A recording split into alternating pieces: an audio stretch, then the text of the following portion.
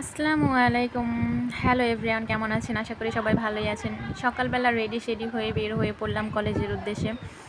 দীর্ঘ 4.5 মাস পর কলেজে যাচ্ছি, অনুভূতিটা একটু অন্যরকম। আসলে কলেজে থাকাকালীন কলেজটাকে অতটা ভালোভাবে নিতাম না, কলেজটা ভালো লাগতো না, ক্লাস করতাম না ঠিকমতো, অনেক ক্লাস মিস দিয়েছি। বাট এখন বুঝতে পারতেছি যে স্কুল লাইফ, কলেজ লাইফ এগুলো হচ্ছে বেস্ট মুহূর্ত। এই সময়গুলোকে যদি ধরে রাখা যেত তাহলে হয়তো অনেকে অনেক ভালো থাকতো, জীবনে অনেক ভালো কিছু করতে পারতো।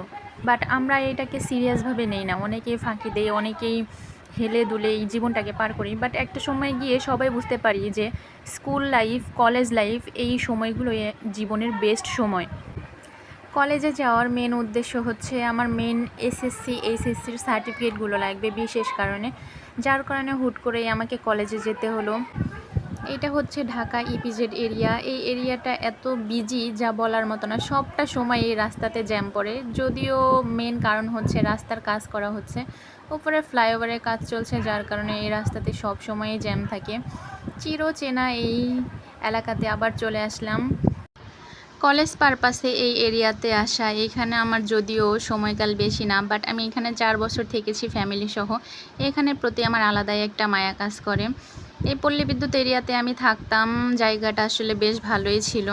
অবশেষে আমি কলেজের ভিতরে আসলাম, অফিস রুমের সামনে এসে বসে আছি। এখানে কি প্রসেসিং ভাই, অ্যাপ্লিকেশন লিখো, প্রিন্সিপালের সাইন নাও, এই টিচারের কাছে যাও, ওই টিচারের কাছে যাও, হ্যান ত্যান এই সেই কত কিছু।